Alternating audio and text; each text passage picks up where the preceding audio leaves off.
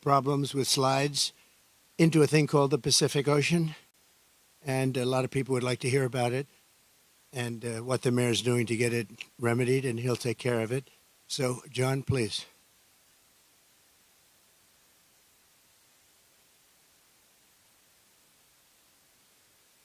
Well, I was only expecting to come speak with the president today, and he's gracious enough to invite me to speak to you all, which is an important moment for the city of Rancho Palos Verdes. In 2002, the Trump Golf Course opened up here, and they've been a great business here in our community.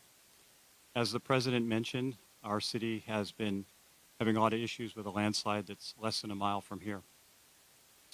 We have about 600 homes, several thousand residents that have been affected. They've lost power, gas, and it's been moving at an unprecedented rate for the last couple of years because of the rain. We believe we can solve the problem, but we really need the assistance of the state of California and the federal government. We have solutions out there for that, but the problem is bigger than the city of Rancho Palos Verdes, and so it's important that we get the attention and the help of the people of California and of the federal government. So I'm here to thank the president of having me here today. Obviously, I'm a tiny bit nervous. This is a very big deal. Oh, thank you. So anyhow, we very much appreciate you all being here, and of course, I know you're here for the president, but covering what's going on in our city is really important, and it's meant a lot to our community of 42,000 people, so thank you so much.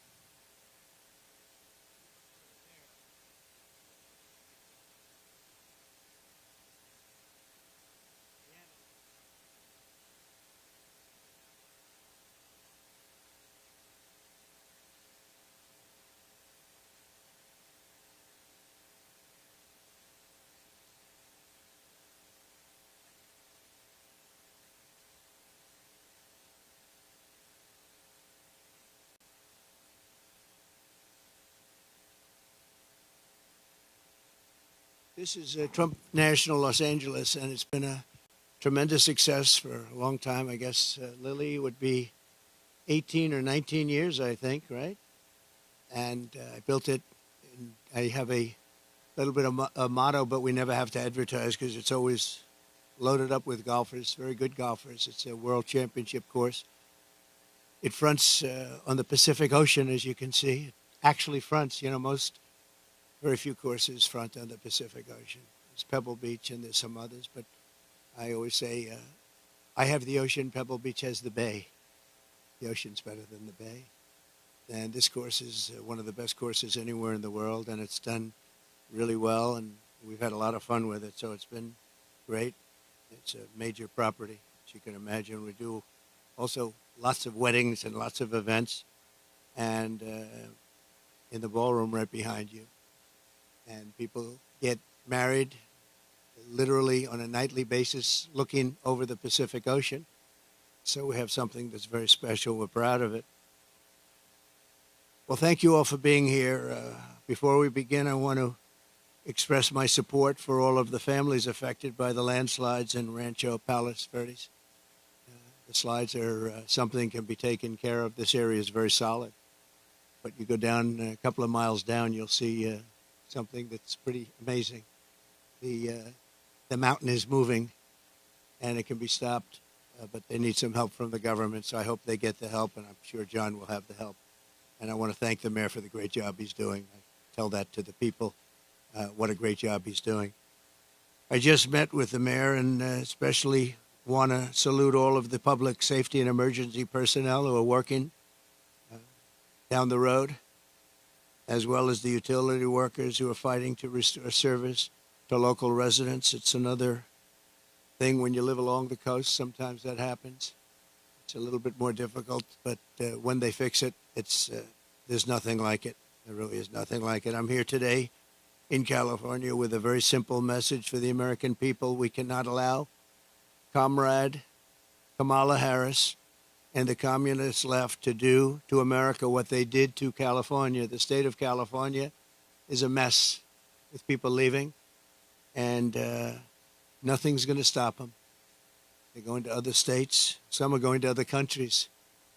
But what they've done, Gavin Newsom and Kamala, I'd almost say Kamala more so. She destroyed San Francisco and she destroyed the state. When you look at the kind of destruction that's taken place, it's all man-made or woman-made destruction too. It's things that should have never happened, but we're not going to let that happen with 4 more years of her in the White House, because if you have what happened to this country as what they allowed to happen in California and San Francisco, one of the great cities of the world 15 years ago, and today it's not in a very good position, to put it mildly, and the state, which is probably the best piece of real estate in the world, the state, you have the sunshine, you have the ocean, you have everything, you have the perfect weather, the best weather, and they've hurt it so badly, so badly.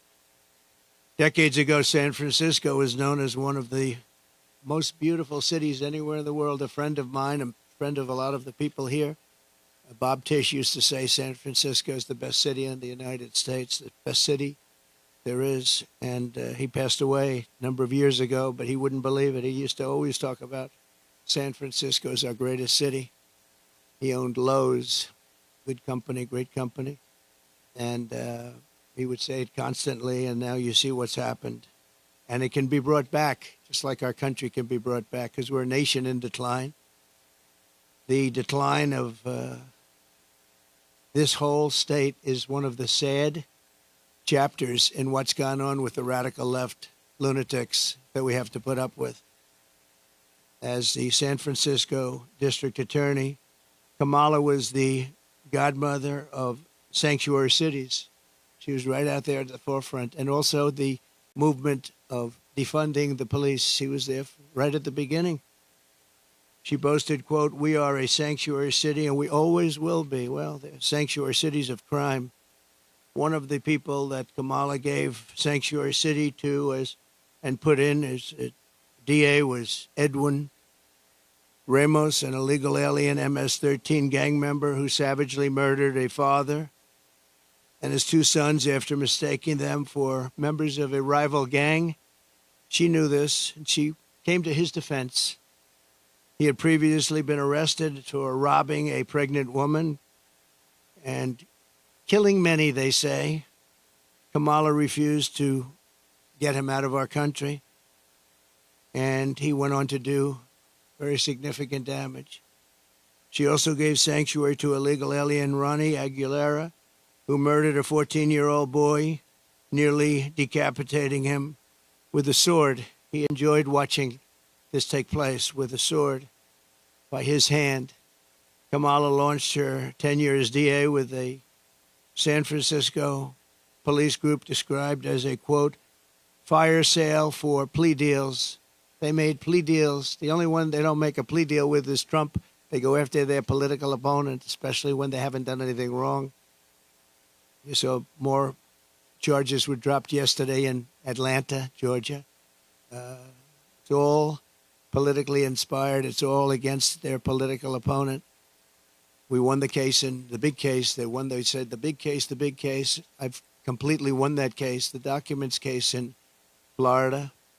Case was thrown out with deranged Jack Smith, deranged prosecutor, that if he devoted his efforts to violent crime and to the border, which they should have, would be in a lot better position as a country. In one sweetheart deal, Kamala gave only 12 years to a monster known as David Taylor, who got high on crack and murdered a 65-year-old mother with a hammer and a pair of scissors.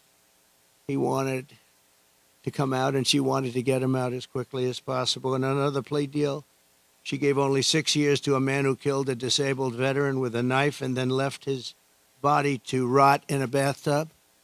Kamala refused to seek the death penalty for a gang member who murdered San Francisco police officer Isaac Espinoza during a traffic stop, very innocent traffic stop. She didn't have the decency to call his family, never did, to explain her decision. Why would you do this? Why would you give such leniency to somebody that just killed the police officer, but her son? This was a major reason why the San Francisco Police Officers Association has refused to endorse her in every single race since she became district attorney. The police don't endorse her. She's got virtually no endorsements now, but I have almost every police group in the United States. We just got the endorsement of almost 400,000 police. You saw that the other day. The Fraternal Order. And it's the largest police group in the country. But we have the endorsement of every sheriff, just about every single police group in the United States. And unadulterated, they are so happy to endorse. After Kamala Harris and Gavin Newsom took charge of San Francisco, homelessness increased by over 200%. While Comrade Kamala Harris was Attorney General of this state, murders rose significantly. Car thefts went through the roof. Gun assaults rose at levels never seen before. And forcible rape went up by much more than the 73% that they reported. As Attorney General, she defined child sex trafficking, assault with a deadly weapon, and rape of an unconscious person as nonviolent crimes. She put them in a new category as nonviolent. Now, as Vice President, she's facilitated the largest wave of sex trafficking and human trafficking in history, the history of our country by far. And in case you don't want to write about it, but you should, because there can be no bigger scandal than this, we have, under this administration, 325,000 migrant children are missing. 325,000. In other words, take your biggest stadium in California and you could fill it up 5 or 6 times. Those are all missing children. Many of them are dead. Many of them are sex slaves and slaves of different nature. But her destruction of the law and order in California did not end there. In 2020, Kamala Harris proudly endorsed defund the police. We're going to defund the police. Anybody that was even in favor of defunding the police for 1 month, let alone her entire career, should never be president of the United States. She supported a plan to cut the LA Police Department by at least $150 million and ideally more. This is when your crime in LA was reaching very significant heights. Today, it's at the highest level it's ever been. Harris also endorsed the Marxist, Soros-backed prosecutor, George Gascon, to be district attorney of Los Angeles. And with Kamala's support, Gascon has unleashed hell upon the residents of Los Angeles, absolute hell. Kamala supported Gascon's decision to stop prosecuting criminals for trespassing, disturbing the peace, making criminal threats, loitering to commit prostitution, and resisting arrest. And these are some of the best areas in your state. They were left alone. They were protected by him, actually protected by him. They've been trying to get him out for a long time, but she helped.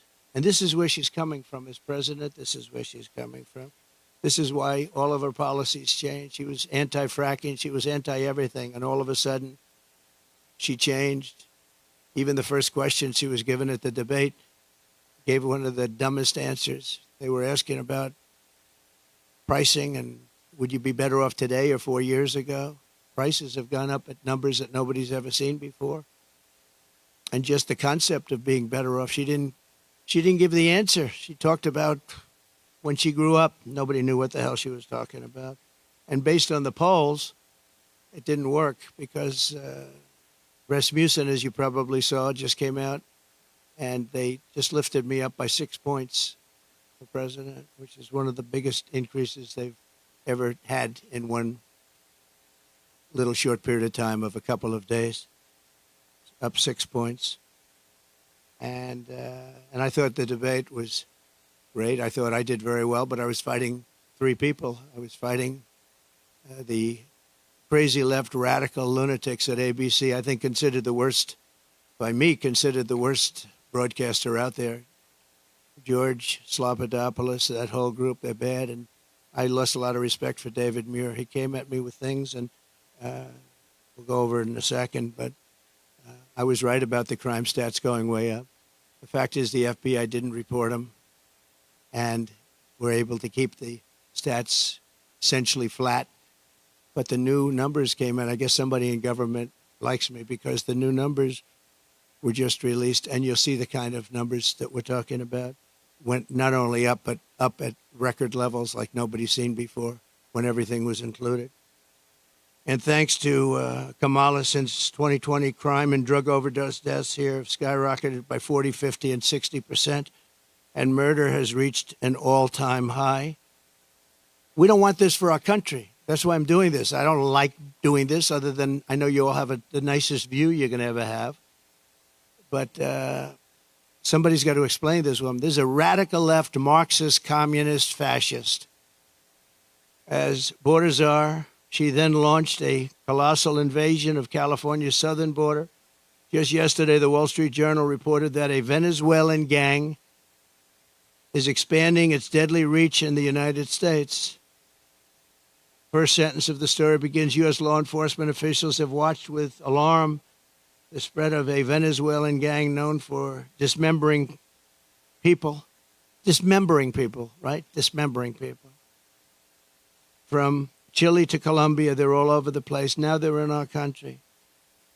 They're known as MS-13. They're considered the meanest, toughest gang in the world. In Long Island, not so long ago, two young 16-year-old girls were walking to school, and they carved them up with a knife. They killed both of them. They carved them up with a knife. They didn't want to shoot them. And we got them out. I got them out so fast, and we did a big number. And I wanted to thank ICE while I'm at it, because ICE has been unbelievable. Border Patrol has been unbelievable. And she wants to get rid of ICE. She wants to dismember ICE. She wants to take them out. And if you didn't have ICE, you'd have a problem in this country. ICE would go in. I remember in Long Island with us, they had a gang that was brutal, MS-13 gang. They came out of prisons from different places. And they formed, for whatever reason, Long Island seems to be a place. And I'll never forget the scene of ICE going into a rat's nest, they call them, when you have a lot of them together, rat's nest. And they walked into that nest, and you just saw arms and fists and feet. Everybody was flying. And 3 minutes later, he saw it. 3 minutes later, they walked out with these guys, dragging them out by their feet and throwing them into paddy wagons and bringing them into jails. And then we got them out of the country and moved them back to where they came from, which Obama was unable to do when he was president. Obama was unable to do because the countries wouldn't participate. They wouldn't allow him back. But I called those countries, three of them. Guatemala, take a look. Mexico, too, to a large extent. And I think probably the worst of all, we had four countries. Colombia was rough. We had four in South America. But the South America is no longer the problem. We have bigger problems elsewhere. Guatemala, a lot of problems in Guatemala. A lot of bad people coming out. We called, I said, let me speak to the president. I told him, you're not getting any more foreign aid. I got $750 million a year. I said, no more foreign aid. Why? Because you send people over in caravans and you won't take them back, and they're criminals, and we don't want them in this country. And you wouldn't take them back with Obama. They would put planes on the runways, big planes on the runways, so you couldn't land the planes loaded up with prisoners. And I said, that's okay. You can keep doing it. We're not paying you 10 cents. And they called me back 20 minutes later, one of them the next day, three countries. And they said we would be honored to take MS-13 back. We like them very much. We're wonderful people. And we got them out by the thousands and thousands. We got them out. And that I attribute to ICE and Border Patrol. They're incredible people. Not only is Comrade Howard, I mean, if you take a look at this, but not only is Comrade Kamala allowing illegal aliens to stampede across our border, but then it was announced about a year ago that they're actually flying them in. Nobody knew that. They were secretly flying in hundreds of thousands of people. Some of the worst murderers and terrorists you've ever seen. They were taking anybody that wanted to come in. And they're flying them in. So when they tell you about their borders a little bit better than it used to be, they only did that for election reasons. Not good, but it's a little bit better. But they don't tell you that The flights are still coming in here, bringing in thousands and thousands of illegal aliens, and they're being dropped into the midsection of our country, because all states are really border states right now. And I'm the border president. I solved it in 2016, probably got elected because of that in 2016. And really, there was nothing to do in 2020. I said to my people, I want to talk about the border, what a job I did. They said, sir, nobody cares you did it. It was good. We went from a terrible border to a great border very quickly. I did a great job. And then I come in and I look at what's happening now, and the only difference is that the border in 2016 was 1/20th what it is now. We have the worst border in the history of the world. There's never been a border like this. And I want to be the border president, and I hope you call me the border president, because I'm going to show you what a border security job we can do, and we're going to do a job like never has been done before. There's never been a border like this.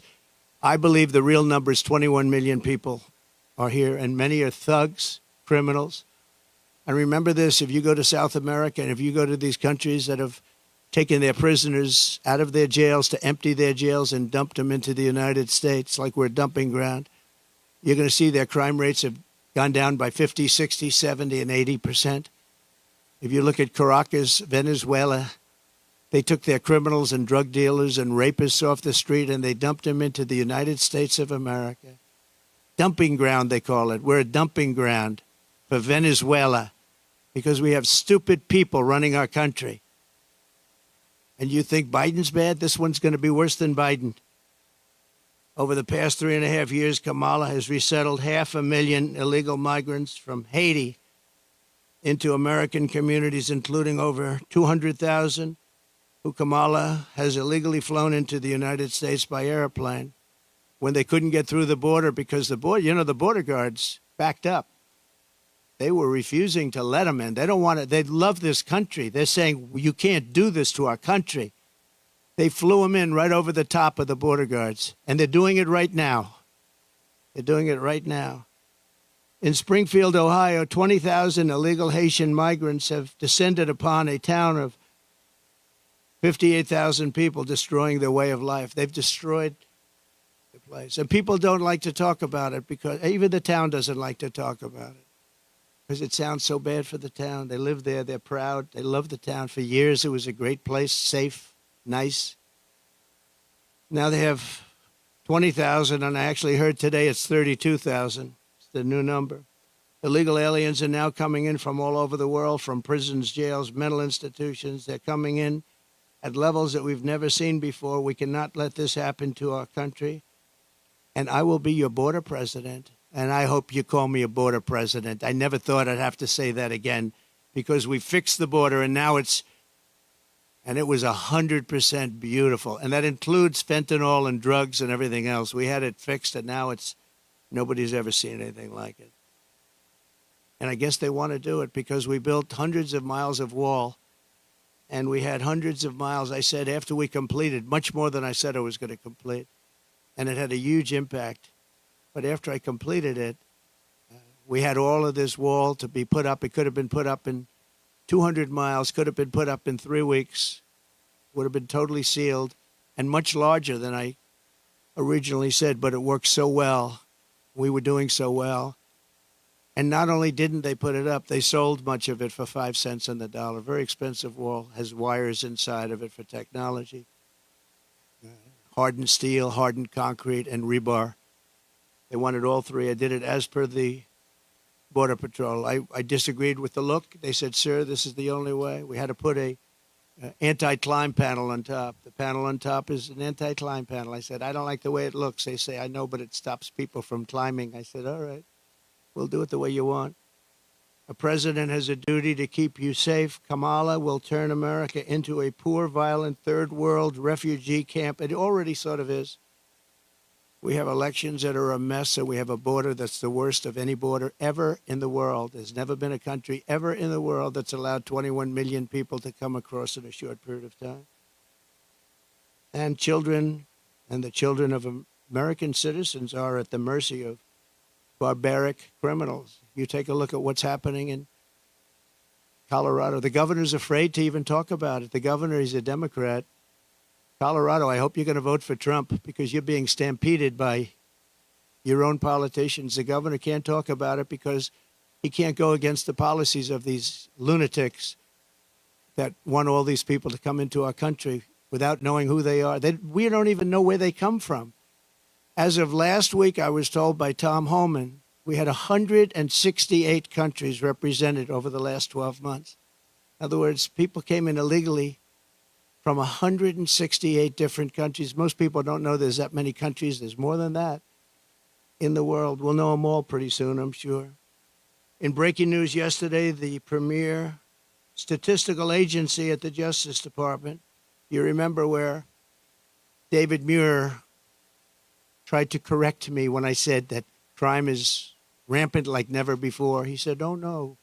He said, crime is going down. He said, where are you coming from? And, you know, you wouldn't have to need a Bureau of Justice statistics to know that crime is worse than it's ever been.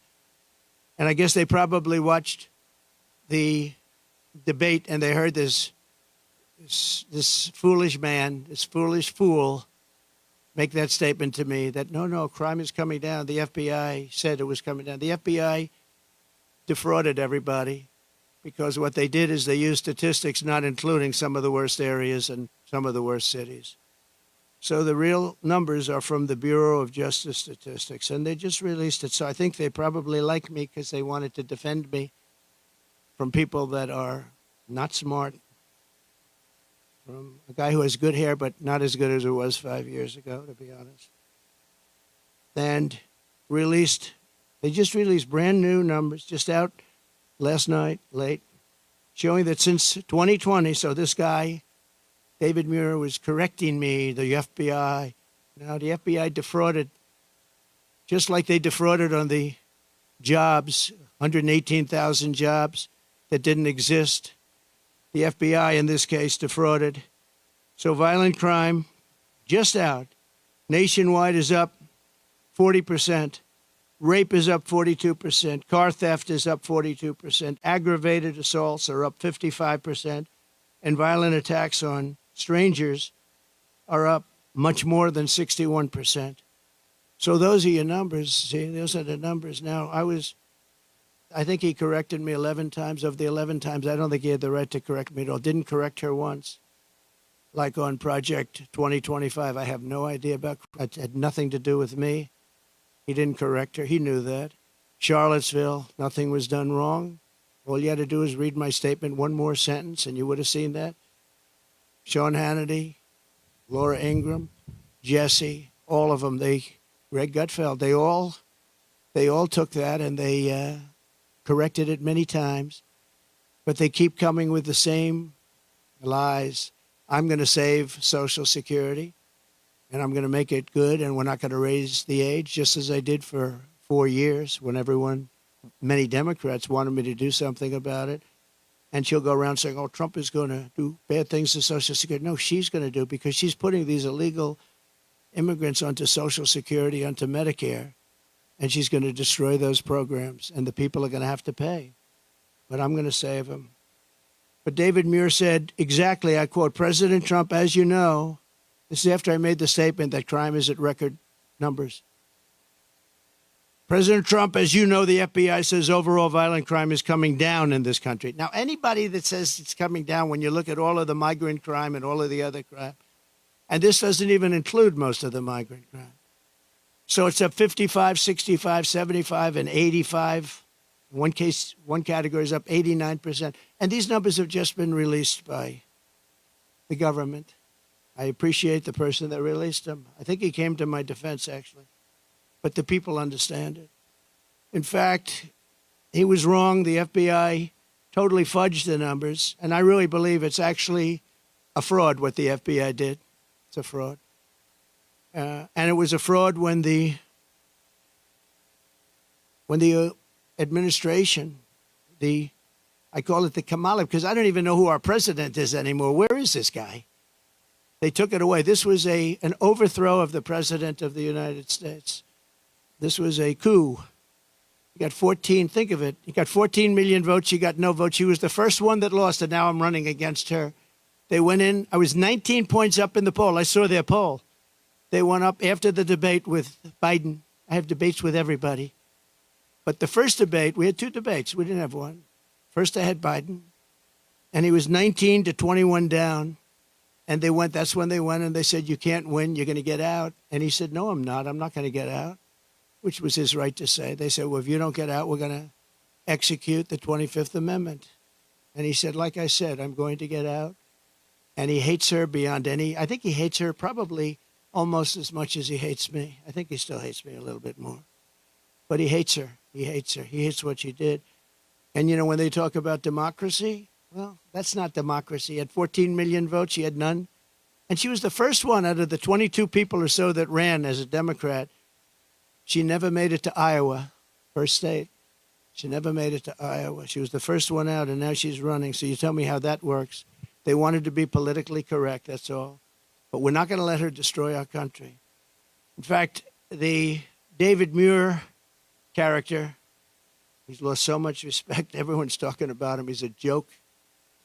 And ABC News is a joke, too. But most of the fake news is pretty much of a joke.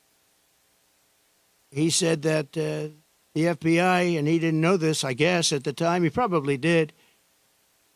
But the numbers and the cities that weren't included in those numbers were Chicago, Los Angeles, San Francisco, Oakland, New Orleans, and many others of similar crime numbers. In other words, so they didn't include the worst crime numbers in the country. Look at those numbers. Chicago's not included. Los Angeles not included.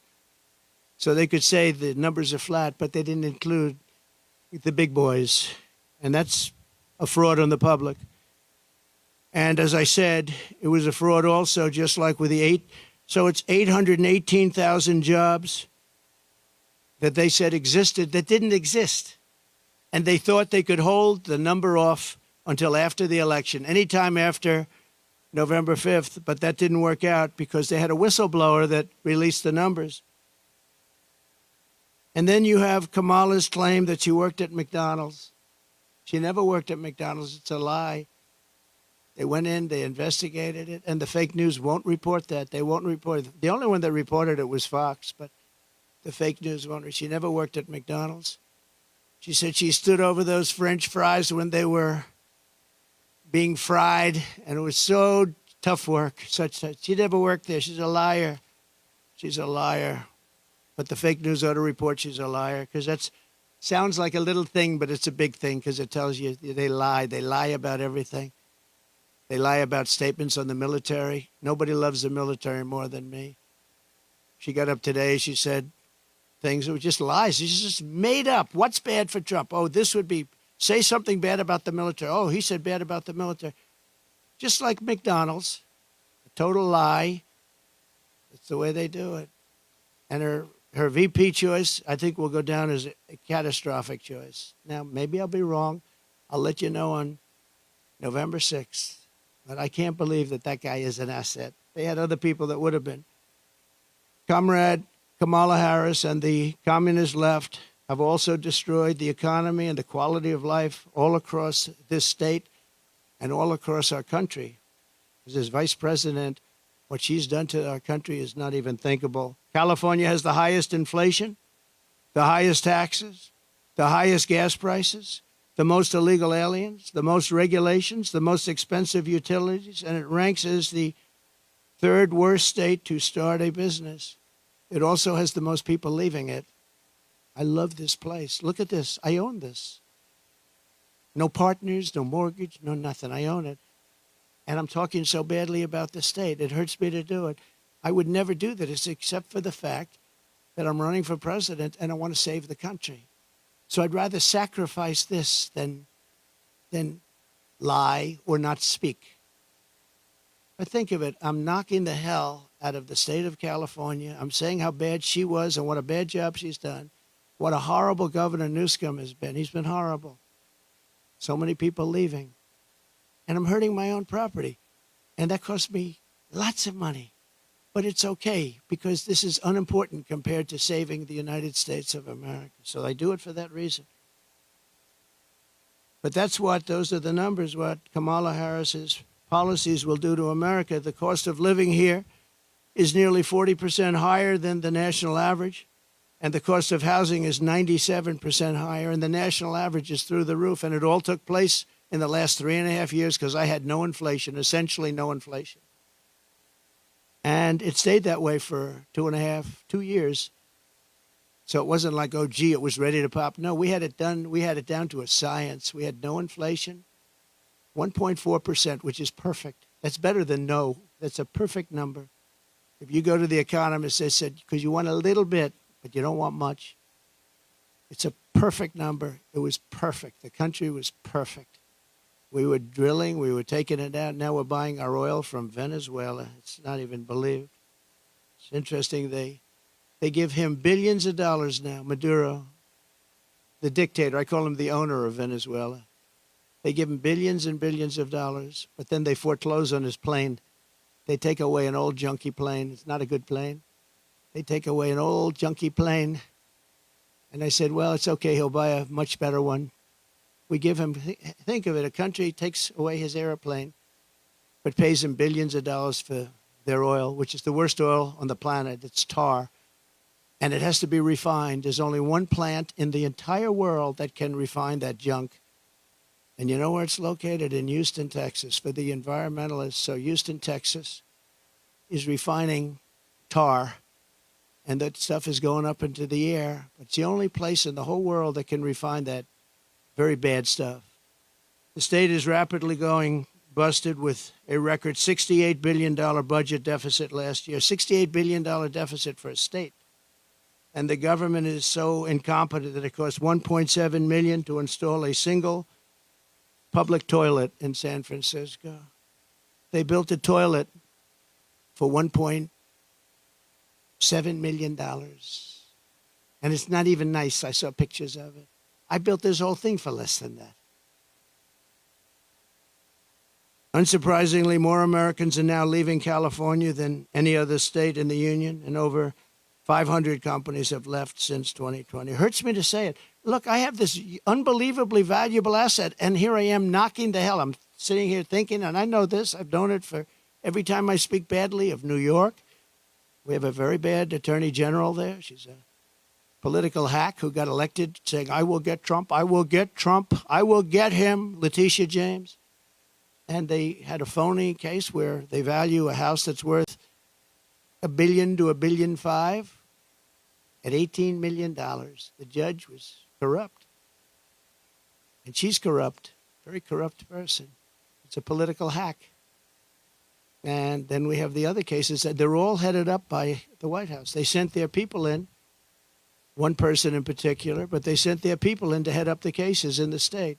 They sent their people in from the DOJ in Washington, highest officials, to go to Letitia James, work there, get that started, and then go to the DA in Manhattan. But I think the appellate courts are going to see what's happening. I really do. I believe in that. But it's hurting New York because businesses are moving out of New York because of it. They used a consumer fraud statute, which has never been used before for this, to get me in New York. And I had no jury. You can't have a jury. You're not entitled to a jury. Nobody's ever seen anything like it. But I'm sure, I feel sure that the appellate courts will come in and defend, because otherwise our country is finished. Thing like that can happen. And no company wants to move into New York because of it. Very, very bad for New York. In the face of this crisis, the Kamala Harris Democrats in Sacramento, they're in Sacramento and all over the place, just passed a bill that I think the governor's rejecting. I hope he rejects, but I think he was given a lot of pressure. $150,000 home loans for only illegal aliens. But the fact that it even passed, I would imagine he'd reject it if he hasn't already done so. They also passed a law that allows state authorities to take children from their parents if they don't, quote, affirm their child's gender identity. When Kamala Harris said the values that she has have never changed, I really think that was probably the only true statement that she made. They've stayed true, and you look at what they are. They're the same as what they were 5 years ago, 10 years ago. They want to confiscate your guns. They want to take your guns away. They're going to take your guns away if I'm not elected. Anybody that owns a gun, if you vote for them, you're crazy. Any Jewish person that votes for Kamala is crazy. She wouldn't go to see the Prime Minister of Israel in Congress. Think of that, because she had a sorority party, which she considered to be more important. It's a big deal when a Prime Minister comes to Congress and speaks, and she doesn't want to go because she's at a sorority party. But that wasn't really the reason. The real reason is that she hates Israel. And I say that Israel will not exist in 2 years from now if she's elected president. And she'll be very happy if that happened. Israel will not mark me down. You know, they have a hat, and I didn't put it. They say, you know, Trump was right about everything. I've been right about everything. So I end on that, and I just want to say that I'm going to hopefully be elected. Polls have gone way up since the debate. I'm going to be reelected and come in for a second time. We did, as I said, much better the second time than we did the first, but some bad things happened. But we're doing it now, and more importantly, I'm looking to the future. We're going to make our country bigger, better, greater than ever before. We're going to turn it around. We're going to get rid of the criminals that have been allowed to come into our country and prey upon our citizens, their children. We're going to get them out. And it's an honor that you're here. If you'd like to take some questions. No?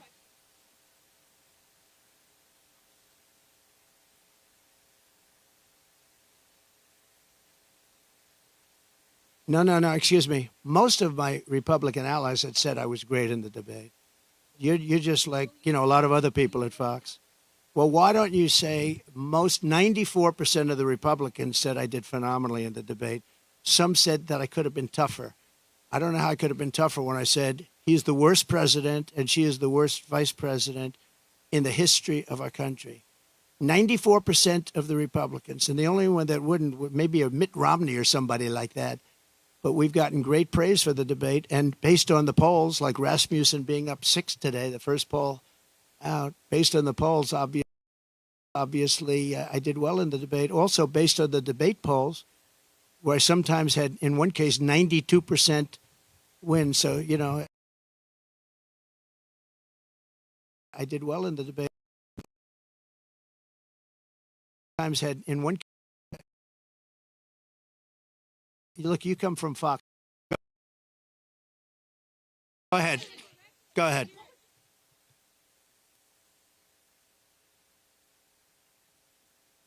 Well, I don't know what they would say. Laura's been a supporter of mine, just like a lot of people are supporters, and she's been a supporter of mine. She speaks very positively of campaign. I'm not sure why you asked that question, but Laura is a supporter. I don't control Laura. Laura has to say what she wants. She's a free spirit. Well, I don't know. I mean, look, I can't tell Laura what to do. Laura's a supporter. I have a lot of supporters, but I don't know what exactly you're referring to. That's okay. Yeah, please. I just don't know. Laura's a supporter. I don't know. She is a strong person. She's got strong opinions, and I don't know what she said, but that's not up to me. She's a supporter. Please.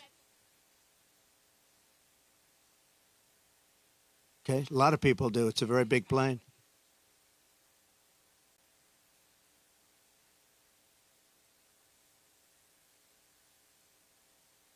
Well, I have to see what the remarks are. You're telling me for the first time we're here discussing the destruction of San Francisco and California by a person that's running for president. So I don't even know what you're talking about. I do know that she may have said something based on what you're telling me, but I don't know what she said. But I'll go take a look and I'll put out a statement later on. But I really don't know. Please. Yes. Well, we could, and maybe we'll do that. Where are you from? That's good. Very good. They're doing a very good job. Yeah, that's very good. No, I will, maybe Springfield, maybe Aurora, maybe both. We'll go there. I can say this, we will do large deportations from Springfield, Ohio. Large deportations. We're going to get these people out. We're bringing them back to Venezuela. You know, he told Biden he's not accepting anybody back. They moved all their criminals, not all of them, but the rest are moving in now. They emptied their jails in Venezuela, emptied their criminals, emptied the nests. They call them nests of bad people. They're all now in the United States, and they're now taking over cities. It's like an invasion from within. And we're going to have the largest deportation in the history of our country, and we're going to start with Springfield and Aurora, okay?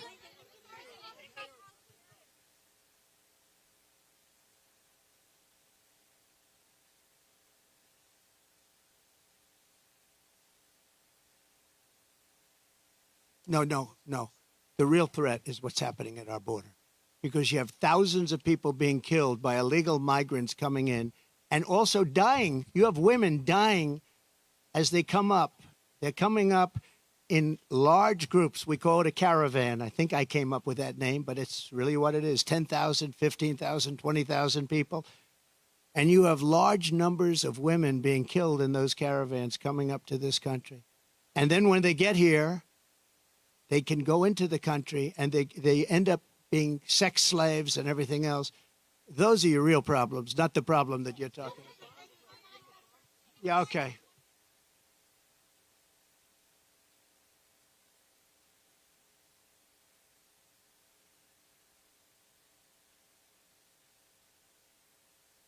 Well, you know, if you go to the people of California, they don't want to have sanctuary cities anymore. They're tired of sanctuary cities. Sanctuary cities are really blocks that protect bad people from deportation and other problems. And they're going to do it. And our federal government has tremendous power. But we're not going to let states, even like California, even though I know it's largely a sanctuary state, essentially, but we're not going to let that happen to the people of California. They want these people out. They're just as scared as everybody else. The people of Ohio are scared. The people of Colorado, you have a governor there who's very weak. He doesn't know what to do. And he doesn't want to talk about it. A lot of it, as per your question, they don't want to talk about what's happening. They say it's so bad for the city. Let's not go public. Let's live with it for a little while. Maybe it'll go away. It's not going to go away. It's going to get worse. It's going to get so bad. You know, what we're experiencing now is they're just getting settled in. There's 21 million people that have come in. They're just getting settled in. It's going to get much worse. It's going to get worse at a level like nobody's ever seen before. Go ahead.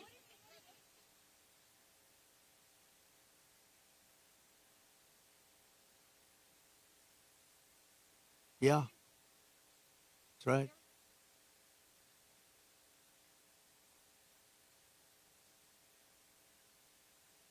By lowering taxes and regulations. And what they're doing is they're seeing that every time it looks like Kamala's doing well, companies want to leave. Stock markets go down. The stock market, there's a great gentleman, Scott Bessent, who is one of the top Wall Street people. He said the market's only up because they all think that Trump is going to get elected. We had a great stock market. Even with COVID, we ended up handing over a market that was higher than previous to COVID or the China virus coming in. No, we are going to make sure that the taxes are going to stay where they are and or come down, ideally come down, both for the middle class and for corporations, because corporations put the people to work. We had the best numbers in the history of our country, by far, not even close. And there are companies leaving because they cannot stand what's happening right now to our country. And one of the reasons I'm doing this today is to let them know you're not going to have to leave because we're going to take care of the problem. They have a tremendous crime problem. Like if you're in Los Angeles, look at the crime numbers. And then you have the FBI lying about the numbers, saying the numbers went down. But anybody with common sense know the numbers are through the roof. I didn't know they were as high as they are. But think of it. How good is a person from a government agency that would release the numbers when they saw that I was unfairly targeted by ABC, and you could say by the FBI with false numbers? So, I mean, I have great respect. I have to find out who that person is or who that group is, but I have great respect. Go ahead, one more. You okay?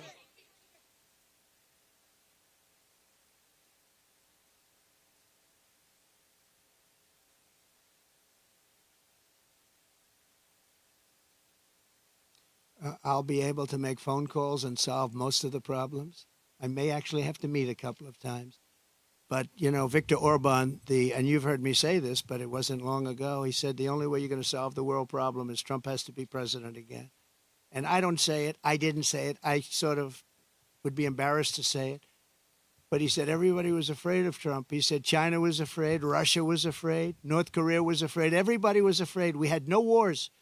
We defeated ISIS in 4 weeks, and they said it was going to take 5 years, right? The generals in Washington. I went there and met a great general and some great people.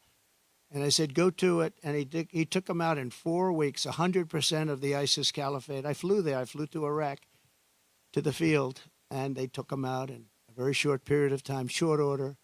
We have a great military, but, you know, a great military needs a leader. If you don't have leaders, then you end up with Afghanistan, the worst withdrawal from a country in the history. Look, I've gotten to know great people. I went to Arlington at their request, and I stood, and I was with them for hours. And I stood with them. They did a ceremony, and then they asked me if I'd go down to the graves of their children. They called them their children, that they always will be their children. And there were tears all over, as there should be. And they said, took pictures with them for a while, and then I left, and that was it. And I got home, and I got a call from the people in the campaign. Sir, the Biden people are saying that you did this for publicity. If people knew how hard it was to get there, because I was coming from a location that was very far away, and yet they were having the ceremony, and I really felt, you know, I had them up to Bedminster, most of the family members, and I got to know them. They're great people. Their sons and daughter, just as though Kamala shot them with a pistol in her hand or his hand, they were killed by Biden and Kamala. They were killed. They should have never left from that airfield. They should have left for Bagram. We should have never given up Bagram. Bagram now is controlled by China. The reason we shouldn't have given it up was not because of Afghanistan. The reason we shouldn't have given it up, 1 hour away from where China makes its nuclear weapons, and I wasn't giving it up. We were getting out quickly and effectively. I'm the one that got the numbers down to less than 5,000 soldiers. But I would have never left unless they fulfill their obligations under an agreement. I had a wonderful agreement, but the agreement said you have to do this, this, this. They didn't do 3 of the first 5 things, so therefore they would have done it. Abdul was the leader, and he wouldn't have done it, and he would have never done that to us. And just in finishing up with that, and I appreciate the question, actually, but in finishing up with that, for 18 months, spoke to Abdul over the phone. For 18 months, not one American soldier was shot or killed. Not one American soldier was even shot at. Abdul understood. Don't do it. I said, don't do it, Abdul. Don't do it.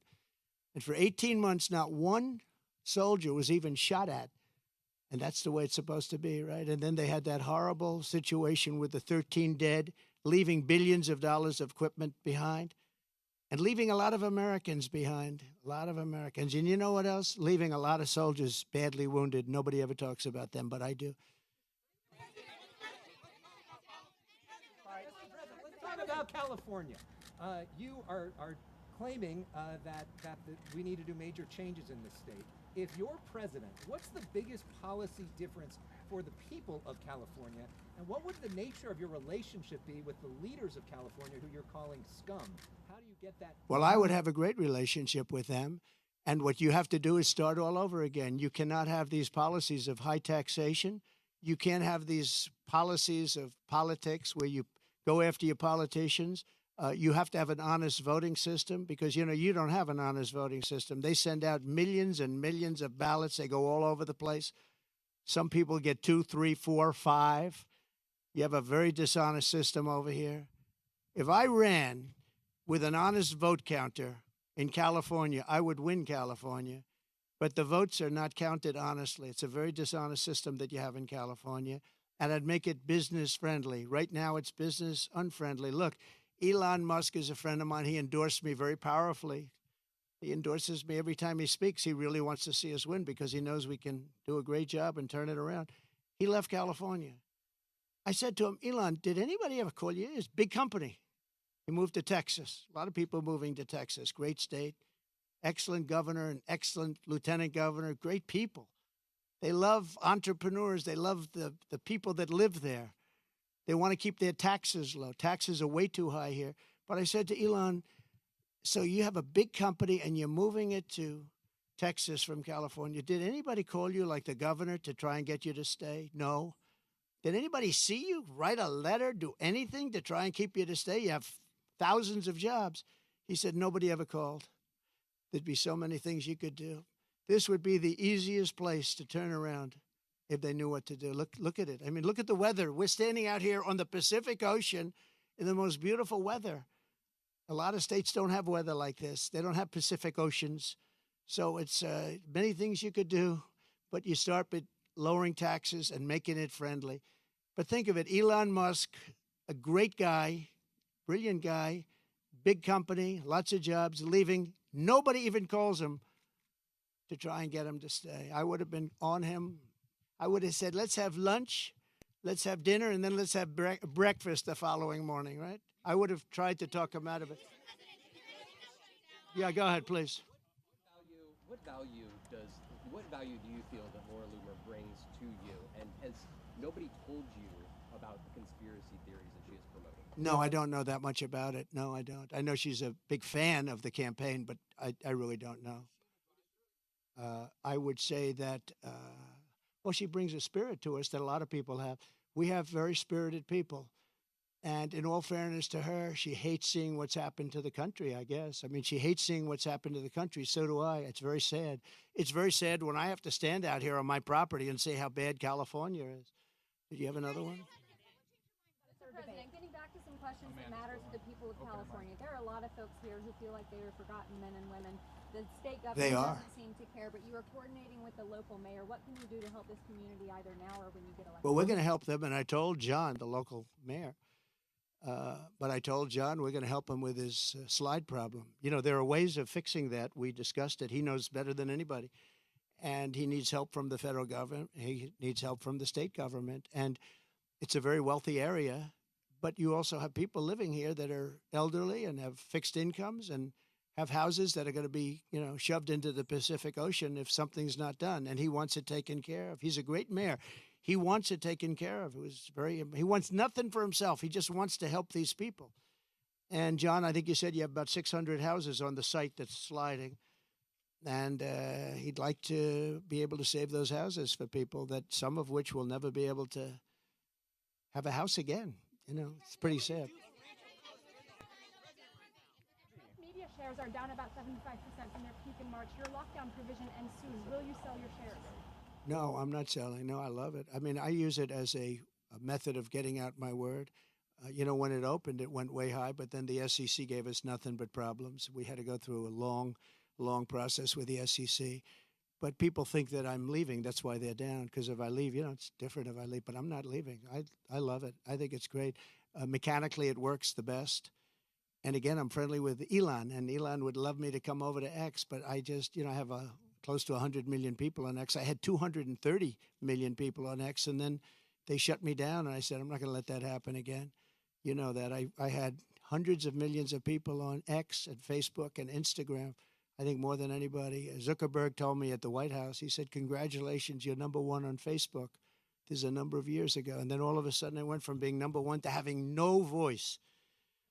And after about 2 or 3 weeks, because I have a lot to say, I put out old-fashioned press statements, like a press statement.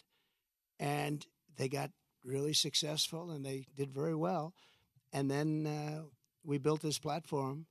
And the reason I built it is because I don't want to have my voice shut down. But a lot of people think that I'll sell my shares. You know, they're worth billions of dollars, but I don't want to sell my shares. I'm not going to sell my shares. I don't need money. And it is for me, it's a great voice. It's a great voice. And it's a voice, it works so well. And we just won. As you know, we got final approval from the SEC. It took us a long time. And that really turned it off. You know, when I originally opened that stock, it went from about 2 to about 182. Did you know that? It was the biggest increase in the history of the stock market. I believe, you know, I have to say I believe, because you're going to find one company, maybe more, who knows. But I believe it was the single biggest movement. And I think I was worth $61 billion from that one stock. And then we had nothing but problems with the SEC. And it gets whittled down. But I didn't do it for the money. I did it because I really wanted to have a strong voice. And it's a great voice for me. And as long as my voice is on there, it's going to always be good. But a lot of people think the reason it's down is that a lot of people think I'm going to sell. And if I sell, it wouldn't be the same. I could understand that. But I have absolutely no intention of selling. Okay?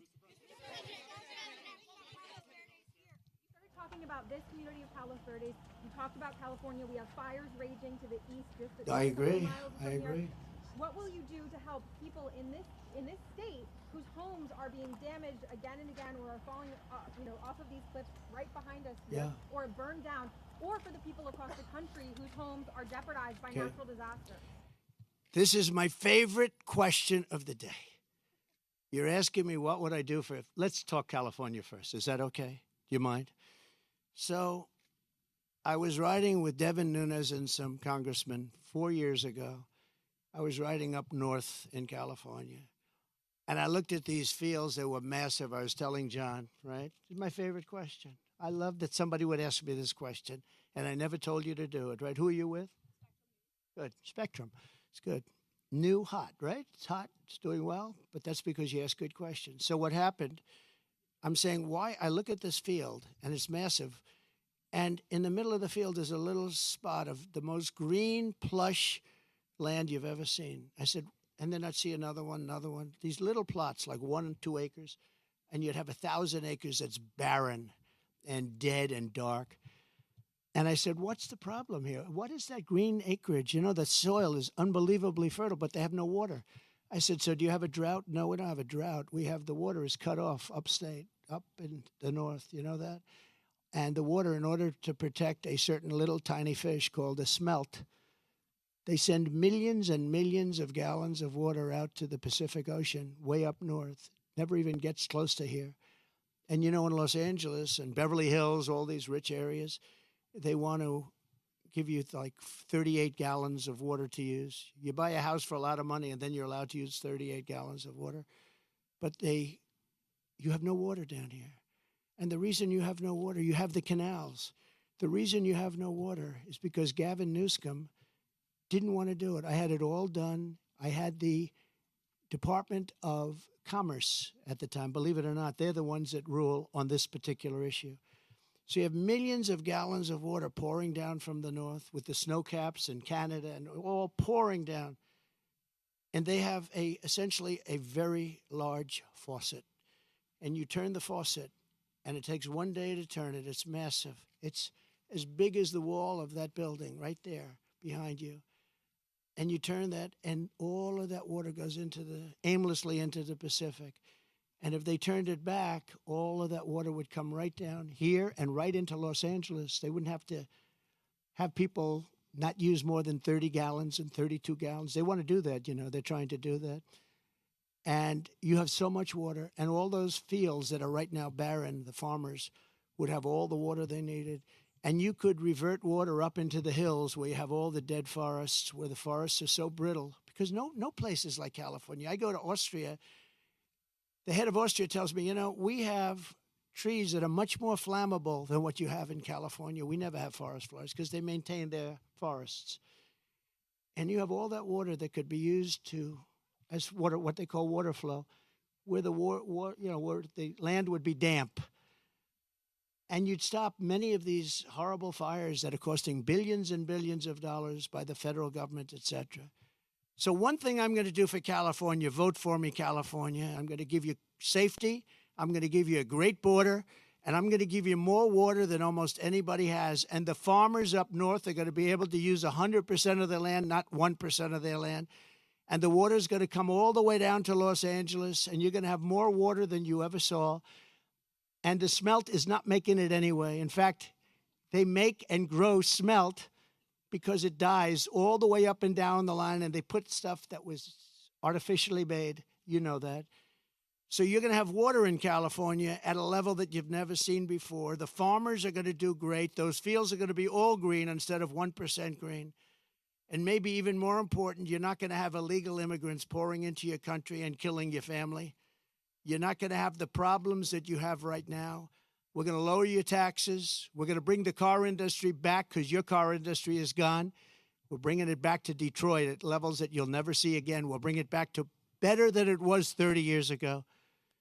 But with this group, everything is dead. The automobile industry is dead. The water coming here is dead. And Gavin Newsom is going to sign those papers. And if he doesn't sign those papers, we won't give him money to put out all his fires. And if we don't give him the money to put out his fires, he's got problems. He's a lousy governor. And he treated me very nicely, and I treated him very nicely when I was president. But he's done a lousy job.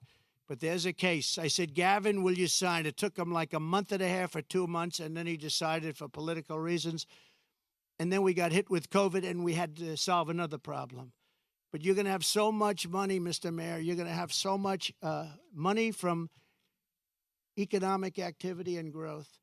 And you're going to have water like you never thought. Now, in your case, maybe you don't want so much water. But we'll bypass your beautiful area. But we have tremendous amounts, millions of gallons of water that's shoved right into the Pacific Ocean where it doesn't make a dent. And all of that water is going to take care of California. And nobody can make a bigger promise than that. You're not going to have to do desalination plants, which a lot of people want to do. Very expensive to do, but it's better than the alternative of no water. So California, vote for Trump. And you're going to have water, and you're going to have growth, and you're going to have prosperity. And all those people that are leaving are going to really come back. Thank you very much. Thank you. Mr. President, this morning, tens of Steve Garvey. Why not? Why have you not endorsed Will you endorse Steve Garvey? Will you endorse Steve Garvey? Shut down if Johnson can't get the same back. What's your closing argument to the people of California? Thank you, everybody. Will you endorse Steve Garvey against Adam Schiff? Mr. President, I hear President this morning, tens of thousands of Boeing factory workers. Oh, that's so sad. There's a concern about what this could mean for the airline industry. Very bad for the industry, very bad for Boeing.